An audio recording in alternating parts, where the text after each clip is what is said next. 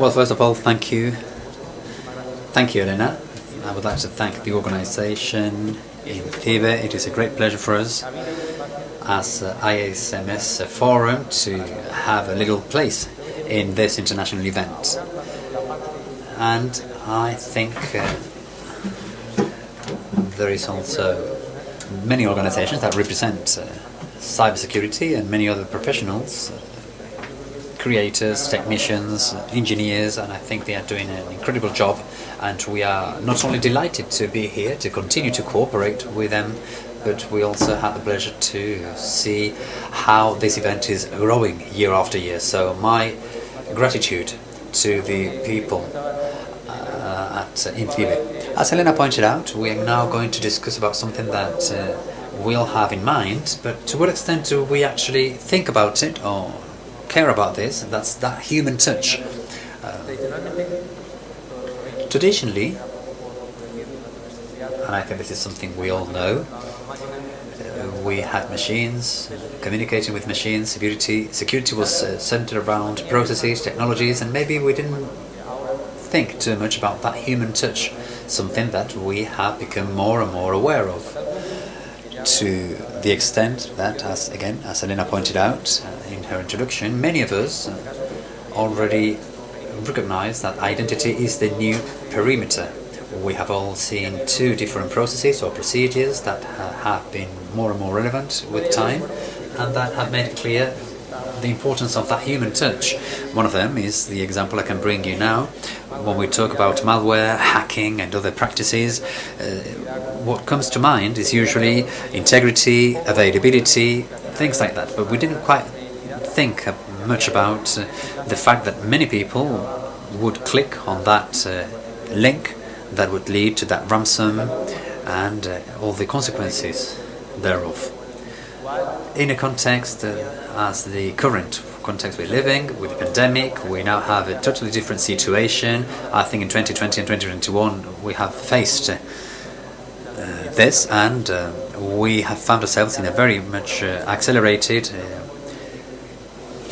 digital world, and we are not only dealing with machines, we have much more now, and that extended exposure in the cloud actually comes with some new risks.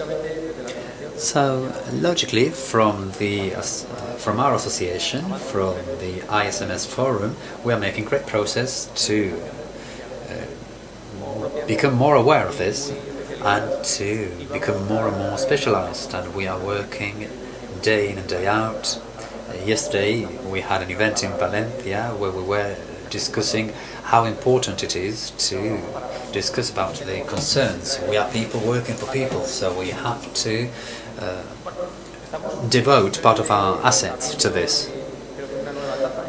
We are witnessing a new era where we can consider that the person is the center of attention in all things cybersecurity, where up until now it wasn't really like that. To discuss this, we have a luxury panel, if I may, and I must say that it is not by coincidence that we are accompanied here on stage by 4 telecom experts from 4 very powerful telecom companies.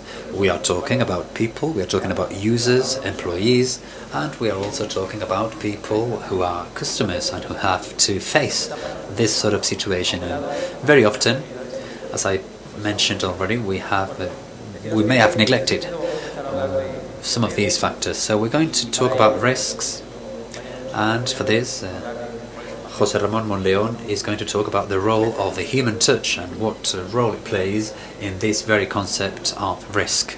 José Ramón. Good afternoon, everyone. Thank you for the invitation to share with you the experiences we had.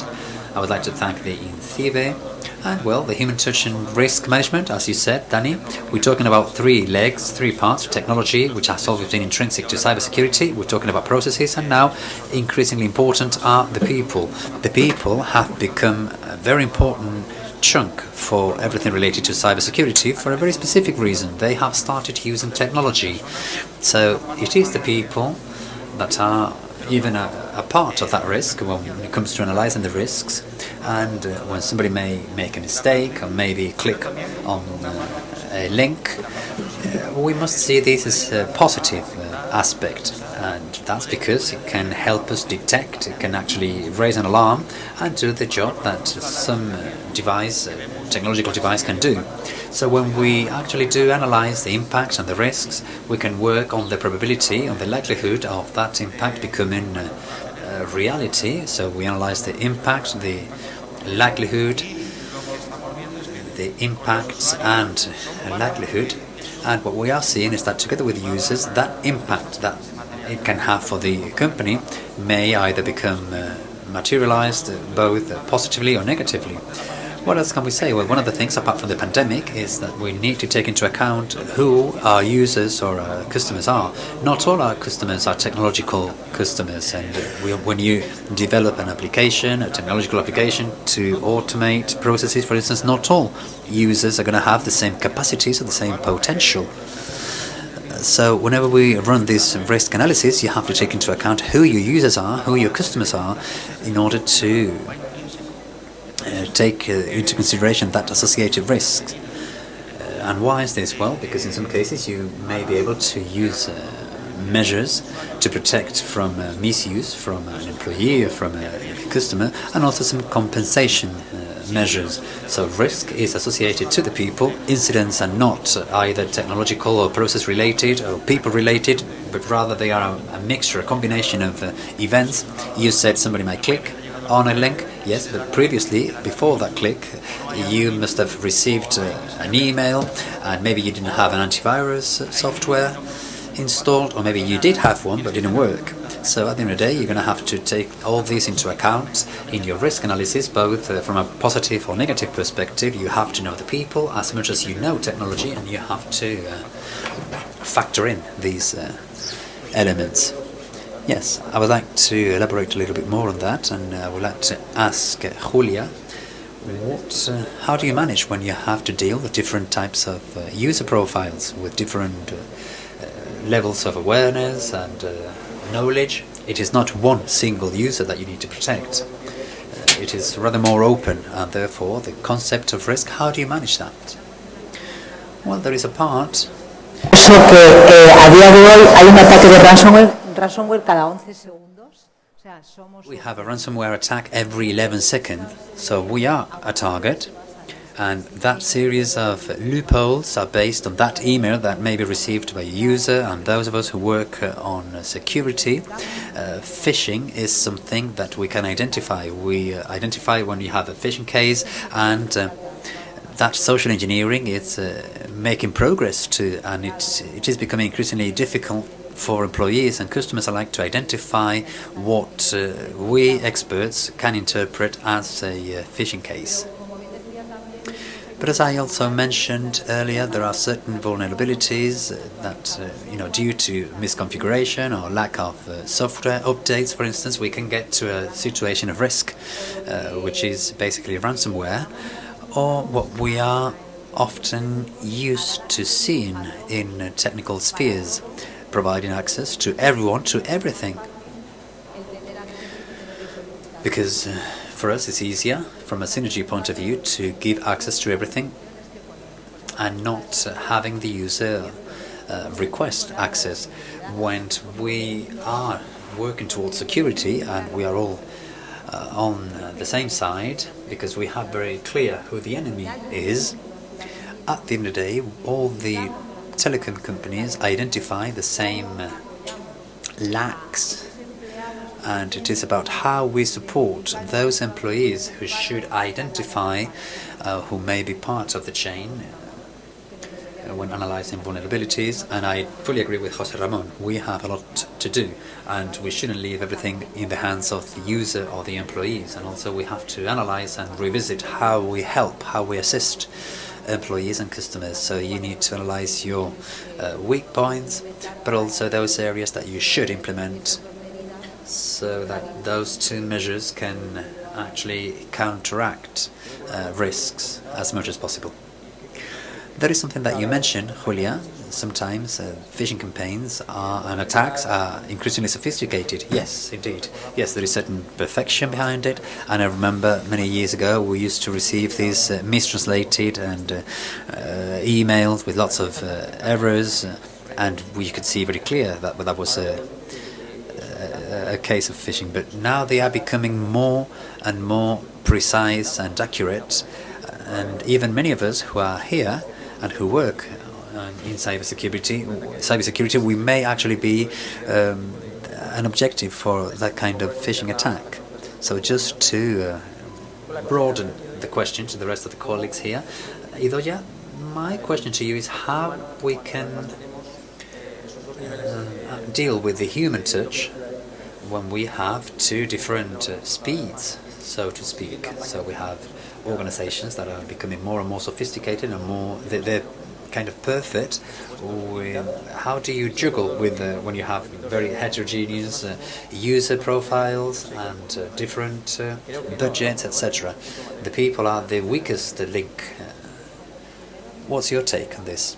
Well, first of all, I think that technology has improved a great deal lately, and it can now help us identify potential malicious email and other dangers that can actually reach all levels. And there is also an increasing number of companies that have been implemented technologies to counteract all this. But it is true that no technology is perfect, so we need that human touch, that human factor that can actually lead or make all the difference between clicking or not clicking a given link. So awareness raising is important, and it can be applied differently in different organizations. It's true that in smaller organizations it is necessary for the user themselves to act with caution, to be aware that there aren't really miracle emails, and not to act on instinct when it comes to clicking on a given link in an email, etc. And whereas in larger organizations you may have more specialized services that can indicate whether a given email is appropriate or not. What I also think is fundamental is to promote a confidence-based climate among different users and employees and the IT areas and departments based on the size of the actual organization, so as to be able to get the answers to any questions and to have more confidence. And there shouldn't be any fear when it comes to asking questions or to trying to check whether a given email may actually pose some sort of danger. I think we are often seen as being twofold, as being controllers or the ones who determine whether the use that people are making of the technology and the system is appropriate or not, and these can go against our second function. So I think it's just a matter of striking the balance between the different roles and responsibilities, and I think also the people are fundamental, but also the procedures. This is something that José Ramón just mentioned. Obviously, for certain incidents or fraud cases that can reach through email, SMS, WhatsApp, there is an increasing number of technologies being used for this type of activities. It is fundamental to have processes in place that kind of discriminate among different people, and if somebody has has fallen into the trap, that there might be a second person who can flag that there is a danger, and we can actually avoid any larger risks for corporations. There may be the risk of making a mistake, we're all human, but obviously the people are key, since they are the ones who can alert, who can flag a potential risk. Based on what you said, it just came to my mind that in our organization, in ISMS Forum, we have a project whereby every year we have a selection of companies, and we use a scoring system in order to know what is the most appropriate solution and train that concept of cyber resilience, which we have all heard, I'm sure. and really putting this into practice is not so easy. So this is something we have been working on, and this comes hand in hand with the question that I'm going to ask our colleague Laura. How important do you think that this training is? At the end of the day, we are people. We know, we learn, and we act accordingly. Well, I think the significance is going to be determined by the level of risks. You have made some comments, and over lunch we were discussing about the statistics that say that more than 90% of attacks has some certain phishing element behind them. We can see it in very simple attacks, in much more elaborate attacks, and in most cases we had some social engineering or phishing element involved, a call, an email. So this makes it clear that the human touch is really important, because the attackers are using this to exert their attacks. I think the best approach is not so much to tell the people that they are the weakest link, but rather quite the reverse. We must empower them. They have the power to suffer. They are vulnerable to attacks. They can suffer from an attack because they may have clicked on an email that they shouldn't click on. But when that happens, they should report it quickly, because it is actually in their hands to try to avoid the incident or mitigate it when the incident is taking place. This is absolutely paramount. And you said earlier that the phishing emails are increasingly sophisticated, and this is something I could see. Some of the email that reaches the people at my organization, you may think that it is difficult when you are working under stress, for instance. It might be difficult to tell that that may be a phishing email. So we should stop criticizing those people who actually do click on those phishing links, because the truth is that they are very good most times. It is true that 90% of those kind of emails actually do get to the anti-malware software, but we should again try not to point fingers at those users, or not try to, put the spotlight on the people who have made that mistake, but rather we should invite them to report it quickly, and assist us in mitigating, because this is at the root of many incidents that we are witnessing and suffering in many of our organizations. So Ramon, I would like to ask you, what is first, the risk, the threat, the non-trained user, an adequate infrastructure? How can we classify this? Well, first of all, we have the user. And as I said at the onset, the knowledge they might have. Then we have the threat itself, what the attackers have detected before. They used to attack an organization head-on. Then they realized that the organizations were well protected, and they decided to hit the supply chain, and now they have realized that the most unprotected part is the user. So now they are turning to attacking the user, but not the professional side of the users, but rather they are having the users themselves, the person themselves, as the objective for their attacks. So they study the personal lives, the daily lives. Many people share their activities on LinkedIn, for instance. So if you want to know who is managing the systems, what type of systems is being developed, this has become a vector for an attack, for third-party damages. And what we need to do is to protect identity, because at the end of the day, the attackers, what they want to get from the users is to have their own identities. So this is, in this kind of chicken and egg question, is we must have the users. You have to know what users you have. They have to be trained. They have to be aware of the risks involved, that there are always going to be people that the minute you put that information and make it available on your LinkedIn profile, they're going to try and attack you. This is something that's going to happen unless it is protected. And then finally, you have to take into account in your processes and when you design your applications that human errors are there, that people can steal certain credentials. So you have to put the technical measures in place in order to protect you from these vulnerabilities. Okay, so these are the key aspects. You mentioned the supply chain, and that gives us all a great headache. And then availability. So I would like to ask you, Julia, how can we know that the users are who they say they are. How can we make sure that that is the case? Well, it's not easy, is it? Because it's going to be based on to what extent you are able to implement more and more security. The easy thing would be for you to work in a company, and if you work in there physically, you have to go through the door every day. People know you, you are connected through the secure connection. If you go to a store to buy something, you speak to the people, but the thing is that we are increasingly dealing in a digital world. So we are mixing the physical world and the digital world. So we said, well, initially, something that you know. That was the first part. Something that only you can know, which is not enough anymore, and is something we're moving towards something that you have.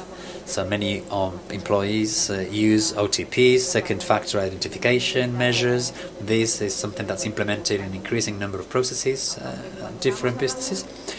And when we were talking, I realized that it is actually the people who work in large corporations who are talking. This morning we heard how only 26% of SMEs have requested cybersecurity services as part of the digital kit. So if we are addressing not only the large corporations, where there are these two factors, and we will deal with this third factor, what you are, we are still missing a large part in the chain where we need to educate and to train and to raise awareness among those smaller companies that this is a key part, that they need to implement an increasing number of measures as part of the capacities that with the digital kit. Let me just do some promotion of the digital kit. You need to use those resources. What are we looking at? Well, we're looking at not only what you can have with the different tokens, but we're also looking at biometrics. We're talking about how to validate and protect at the same time, because here privacy and protection are two very important factors. So to what extent we are going to implement measures to ensure that the users are who they say they are.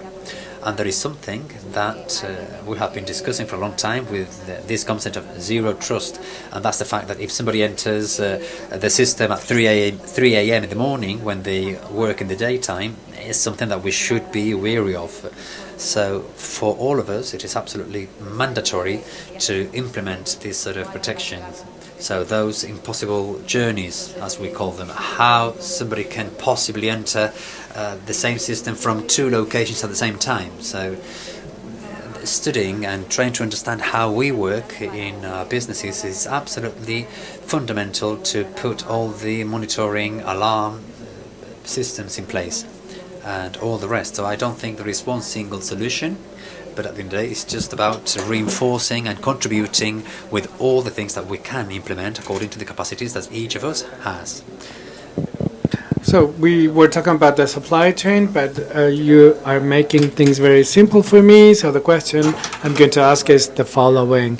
Users are not our employees, but clients or customers. And if the service is outsourced, we need to surveil. So we are not going to talk about regulation. I don't want to deal with that, but third-party compliance and the supply chain, how do they match? As Julia mentioned, we are all part of an ecosystem. Most of the SMEs in these countries are clients, suppliers, distributors of our services. We use this service from other parties. We use this data, and we have access to the different systems. And whenever an incident happened in one of us, the other participants of an ecosystem can be impacted in an unexpected way sometimes, because, for example, the ransomware cannot be contaminated by a partner which is contaminated. This will affect all the businesses. So we need to work together, and that's why it's important to be all together, the four operators here together, in order to reinforce this idea. Certain security measures that are absolutely necessary to, for example, manage identity, multi-factor authentication, etc. We should make an aware and a conscious effort altogether to be protected, but also we need to make the effort on behalf of our partners and security and our partners. They need to rely on these security measures because we need to push them to implement these measures because their security is going to be beneficial in the long run for the entire ecosystem.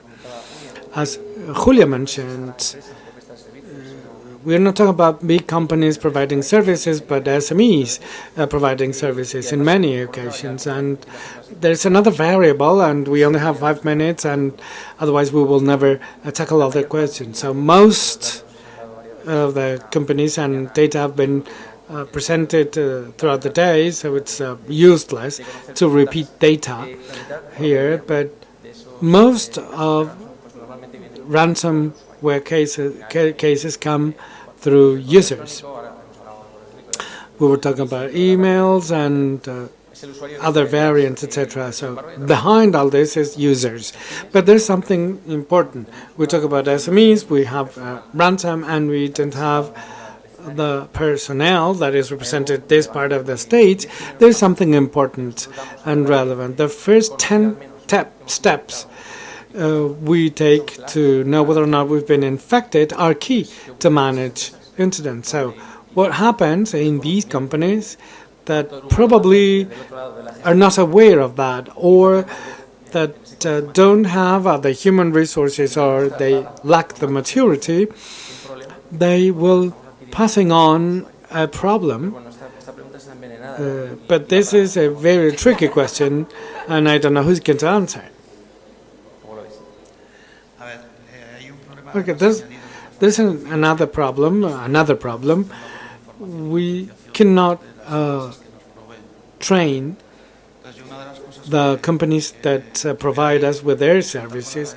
So we, in this event, should rely on other organizations for the training of SMEs or citizens. We give awareness raising talks in companies, and we use resources that INCIBE have made available to citizenship. So when you talk about the resources and the resources that the Office for Internet Users have, people realize that they can learn by themselves because many of the tools are available online. And you don't have to come up with a specific program for them. Self-teaching or self-learning. It's important, and it's important to react and act as fast as possible. So the work of INCIBE for awareness raising among citizenship is key, even if very few of them have a contract for the digital kit. However, not all users have the same ability, and many times we provide tools for our citizens, and it's like us piloting an F-18 jet. So sometimes they don't know how to do that. So I would also talk about prevention, which is the beginning of everything. So then after working on prevention, to work on reactions. So we have very few seconds ahead. So I would like to hear from each one of you what are the most important tips for the future and to improve things. And the question I would like you to answer: evaluation, process, product, certification, third-party certifications, and be as brief as possible for the four of you to talk about these topics I mentioned. So you're asking if I believe certification is necessary? Is that the question? Well, if it is useful, I don't know if it is necessary. Probably it would allow us to standardize things and have an homogeneous level for us to measure, and that would be very useful. I don't know if I would make this something regulatory or something similar, but it must be helpful, yes. I agree with that. It helps at this level, and certification for cybersecurity standards are good, Certificates are good in cybersecurity, but they are not enough. And the regulation of these certificates depend on how things are presented. And this generates trust and confidence as well. What do you think? Well, I was thinking on the traffic campaigns of some years ago. Because sometimes when you drive, there are no second chances. And cybersecurity is the same. Sometimes when we say security is something that affects us all, not only the security department, but all, we all want to have security ambassadors in areas where we're not present. But however, then there's fines when traffic is involved. Of course, you need to wear a belt and everything, something which is compulsory, regulatory, and legislated. So, same thing applies to security and cybersecurity. Basic things should be there and implemented, and then as there are more and more regulations, things will become more and more compulsory. So it's a mixture of things. We need to be convinced that cybersecurity is here to stay, and we need to be secure as an adjective, not as a noun. We need to act in a secure way in your personal and professional life. It's like an adjective that could qualify anything we do, of course. And also, all the problems have helped us to understand it better, right? José Ramón, a recipe, a change, I would mention. When people say millions of cybersecurity professionals are missing, but in my opinion, hundreds of thousands of cybersecurity professionals are needed for their day-to-day life. You mentioned traffic and driving, so people knowing how to buckle up and put all the measures in place, instead of having a team of people lagging behind and chasing users all the time. It's like risks the job and things that should be intrinsical for this function. And so we don't need millions of cybersecurity professionals, but we need to have millions of cybersecurity users knowing about cybersecurity affecting their life. So this is the end of the debate. The debate is long, and there's still a long way to go. So thank you very much.